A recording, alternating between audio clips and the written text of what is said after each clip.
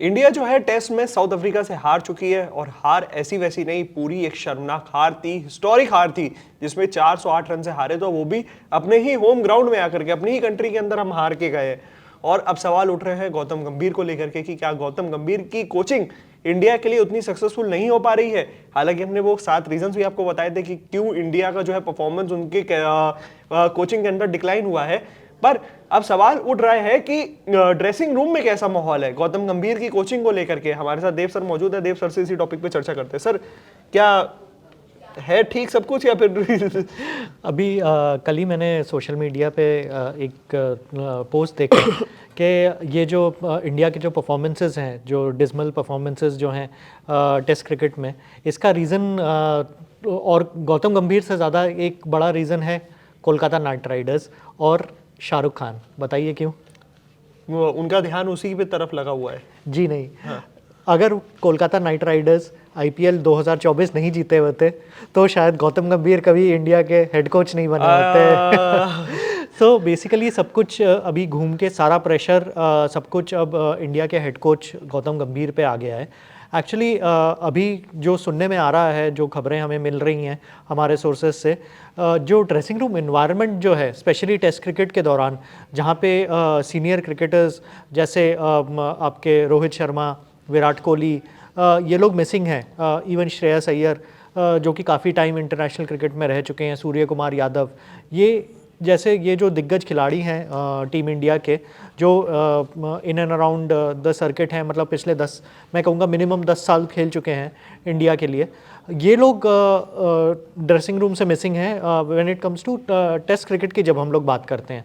तो बेसिकली क्या हो रहा है कि गौतम गंभीर जो हैं वो एक स्कूल के, मैं कहूँगा स्कूल के प्रिंसिपल या कॉलेज के प्रिंसिपल के जैसे रूल कर रहे हैं ड्रेसिंग रूम के अंदर। एंड ड्रेसिंग रूम का जो एनवायरनमेंट है बहुत ही मतलब अजीब व गरीब किस्म का एनवायरनमेंट अब बन गया है। मतलब यंग प्लेयर्स को समझ नहीं आ रहा कि किस टाइम पे हंसें, किस टाइम पे सीरियस हों। इस किस्म का माहौल सा बन गया है ड्रेसिंग रूम के अंदर, जो कि कभी भी अच्छी बात नहीं है अगर आप परफॉर्म करना चाहें। मतलब हम कह सकते हैं कि मे बी परफॉर्मेंसेस, गंभीर ने खुद आके कहा कि आप भूल रहे हैं कि मेरे अंडर ही चैंपियंस ट्रॉफी जीते, एशिया कप जीते, लेकिन आप ये भी भूल रहे हैं कि उस टाइम पे कैप्टन और प्लेयर्स कौन कौन थे हमारे स्क्वाड में। कैप्टन चैंपियंस ट्रॉफी में विराट कोहली, रोहित शर्मा, सब लोग ड्रेसिंग रूम में मौजूद थे। कैप्टन रोहित शर्मा थे। आपको मैं एक और बात बताऊं कि हमारे लीडिंग रन स्कोरर उस टूर्नामेंट में श्रेयस अय्यर थे, लेकिन सुनने में यह आया कि गौतम गंभीर और अजीत अगरकर नहीं चाहते थे कि श्रेयस अय्यर चैंपियंस ट्रॉफी का स्क्वाड में रहें। ये रोहित शर्मा थे who put his foot down. उन्होंने बोला कि नहीं, मुझे श्रेयस अय्यर तो चाहिए स्क्वाड के लिए। एंड रिजल्ट आप देख ही रहे हैं उनके कॉन्फिडेंस का श्रेयस अय्यर में। श्रेयस अय्यर को ओडीआई का वाइस कैप्टन भी बना दिया गया।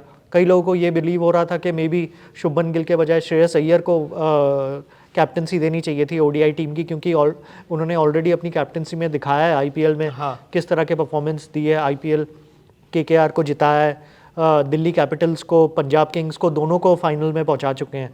तो उनके कैप्टनसी क्रेडेंशियल्स तो हैं ही। ये अनफॉर्चुनेट है कि मतलब वो इंजर्ड हो गए। दोनों केकेआर से आते हैं। अगर हम गौतम गंभीर की बात करें तो वो भी केकेआर से थे, श्रेयस अय्यर भी केकेआर। तो बिल्कुल। तो फिर ऐसा क्यों गौतम गंभीर चाहते थे कि उनको हम टीम में, स्क्वाड में ना शामिल करें? ये सुनने में आ रहा है, ये मतलब जो खबरें हैं कि गौतम गंभीर को कभी भी पसंद नहीं आया कि श्रेयस अय्यर को ज़्यादा क्रेडिट मिल गया आईपीएल के टाइटल विन का। मतलब ऑब्वियसली आप अगर कोई भी आईपीएल टाइटल जीतता है, मुंबई इंडियंस 5 बार टाइटल जीती है, तो हम रोहित शर्मा एज कैप्टन याद रखते हैं ना। हम ये तो नहीं याद रखते कि महिला जयवर्धन है या अनिल कुंबले हेड कोच थे एंड उन्होंने मुंबई इंडियंस को टाइटल जिताया। हाँ। या कोलकाता नाइट राइडर्स के दूसरे कोचेस थे, या फिर एमएस धोनी को हम क्रेडिट देते हैं ना। स्टीफन फ्लेमिंग को कितना क्रेडिट देते हैं कि सारा जो आईपीएल जो 5 बार जीता है वो एमएस धोनी की कैप्टनसी के अंडर जीता है। ये कितनी बार हम लोग डिस्कस करते हैं कि चेन्नई सुपर किंग्स ने स्टीफन फ्लेमिंग के हेड कोच के अंडर आईपीएल जीता है। तो इस तरह का एक तो माहौल बन रहा है।